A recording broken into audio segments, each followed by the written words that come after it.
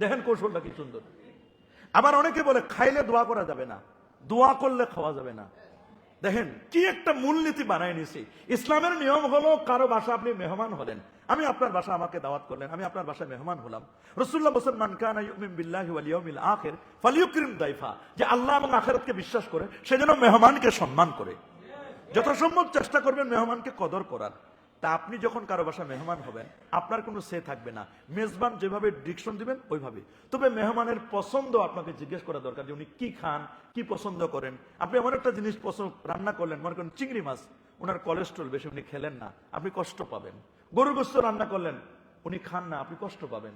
এই জন্য ওনাকে জিজ্ঞেস করবেন যে আচ্ছা ওনার পছন্দনীয় খাবার কি।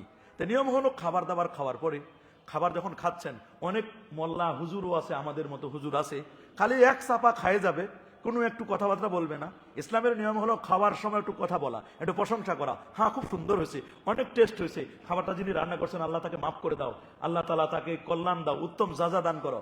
ইসলামের নিয়ম হলো খাওয়ার সময় কথা বলা। কিন্তু সমাজের মধ্যে একদল মানুষ উঠাইছে, না না খাওয়ার সময় কথা বলা যাবে না, খাওয়ার সময় কথা বলা যাবে না, এটা মাকরু। খাওয়ার সময় কথা বলা সুন্নত, বলেন না খাওয়ার সময় কথা বলা কি।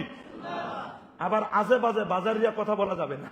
আপনি কথা বলবেন সুন্দর, আলহামদুলিল্লাহ রান্নাটা অনেক সুন্দর হয়েছে, আহারে আপনি বাসায় এত কষ্ট দিয়েছেন, এরকম একটু কিছু বলা, এটা ইসলামের নিয়ম।